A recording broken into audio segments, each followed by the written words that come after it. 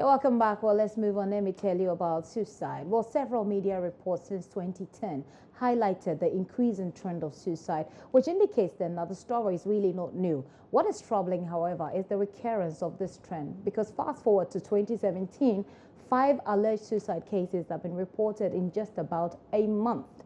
We'll be telling you more about that because 4 females and 1 male have been reported dead. First was a KNUST female student, then a teenager at Kaswa, and 2 others from yesterday, a 16-year-old in the Eastern region and a level 400 student at the University of Ghana. The body of a man believed to be in his 30s was this morning discovered by some resident of Achimota, hanging on a tree close to the Achimota overhead. The residents suspect foul play because they believe that the rope on which he hung was rather too weak to contain the weight of a human being. Maxwell Agbagba was there this morning. Here is his report. This is the scene where the incident happened. Tied to this tree here is the rope that the deceased used in committing the act. You can actually see his flip-flops right here on the ground here. But some residents that we've been speaking to here believe that he was murdered and possibly dumped here. Their suspicions are rife because they say this rope is too thin, and as of the time that they came here, they said his legs were actually on the ground. Tesano police have come for the body, and investigations will commence very soon. When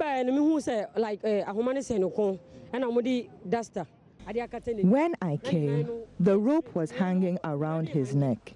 They had covered his face with a rag. He was standing loosely from the ropes with his legs on the ground. I think there is more to it. The thickness of the tree makes it questionable. The noose of the rope was also not tight enough to facilitate his death. It looks too simple to be a case of suicide.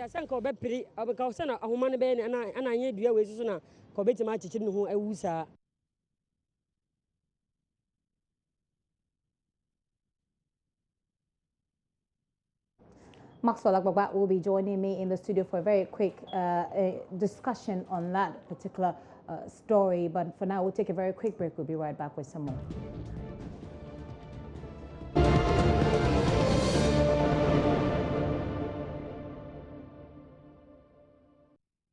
Welcome back. We'll be taking you back to that suicide story. We'll be engaging the CEO of the Mental Health Authority on this, and that's giving us a little bit of a delay there. But let's look at some other stories. We'll return to that pretty shortly. A portion of the Achimota overhead bridge has developed a large and deadly pothole, which is exposing road users to that stretch to danger.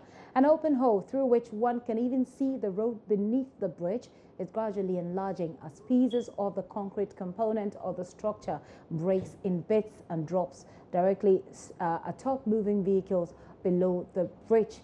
Unsuspecting drivers using the bridge sometimes drive through this hot hole, causing it to break further, with the pieces of stone either dropping directly onto the road or on top of moving vehicles. Joy News' Maxwell Agbagba has more on that.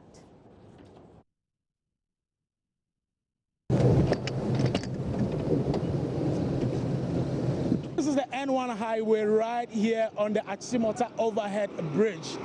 The slabs here are badly exposed. In fact, if you stand here, you can see what is happening down below. These bricks have actually cracked and they are falling down the overhead bridge. These bricks are dropping like manna from heaven, and they are coming from the top of the overhead bridge. It poses a danger to commuters and drivers who use the stretch. Reporting for Joy News, Maxwell Agbagba. That looks dangerous, and it will feel even more dangerous. Well, still on road safety matters, it's been a week since a truck was involved in an accident on the newly constructed Kwame Nkrumah interchange at Seko. Joy News' Max has been visiting the accident scene to see if the interchange has been cleared for regular traffic flow and how different hawkers and others around the bridge have been carrying out their activities there. I am reporting from the Kwame Nkrumah Circle interchange, where a container fell from a truck about a week ago. According to eyewitness, it seems that the driver lost control of his car, and this is what caused the incident. A week later, the area of the incident is still barricaded, and we want to find out from the street vendors and anybody passing underneath here what they feel about the situation. I was here almost 3 days today when I saw the contractors came here saying that they want to fix the thing. So I went there to interview them, and they say, I was saying that they want to fix it. But our students sit down since yesterday and 3 days today. They just put a breeze from there, whereby I did not see anything showing that they are fixing the thing back. So my problem is now what we want to tell the government, for the government to do what? To help us fixing that matters there, because we don't know what is going to happen from now to tomorrow or for the next day coming. They're not safe. The contractors, they haven't tried at all, because at some different places, assuming that thing happened before 24 hours, they have to fix it back. This thing they leave it like that almost a week now, and something else can happen more than that again. So we are still looking for them to come and repair it. Oh, since the incident happened, that was a week ago. And from that day, you know, we have formed a task force, the GPIT, we have formed a task force in collaboration with the police. And we don't allow the cars to park here. When they park, when they allow the passengers, we sack them. We don't want them to park here. So it's like now the place is, calm, and everything is going on smoothly over here. A week later after the incident, the railings still have not been fixed. The people around here are extremely worried about their safety. I am Apita Sibiri reporting for Joy News.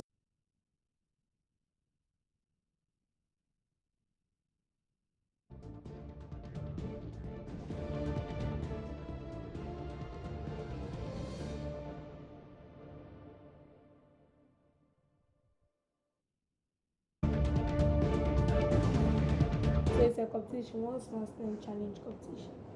World's Mass Time Challenge. Yeah, welcome back to the show. This is The Pulse. My name is Gifty Ando Apia. We'll be having a very quick conversation with a genius. But before that, an alleged prostitute has been killed at Achimota here in Accra. Reports say her supposed customer killed her after she stole 20 cedis. Matilda Wamega is there. She joins me on the telephone line. Hello, Matilda. I've lost Matilda on the line. Well,